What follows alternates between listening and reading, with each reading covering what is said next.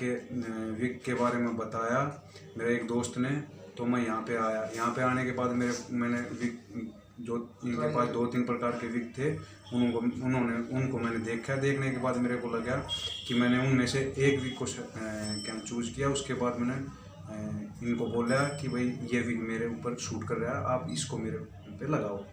उसके बाद इन्होंने मेरे को लगाया। विग लगाने के बाद मेरे को बहुत अच्छा फील हो रहा है और बहुत ही बढ़िया लग रहा है। जैसे मेरे को मैं जैसे पहले अपने हेयर स्टाइल रखता था, तकरीबन उसी प्रकार का हेयर स्टाइल मेरा अभी वापस आ गया।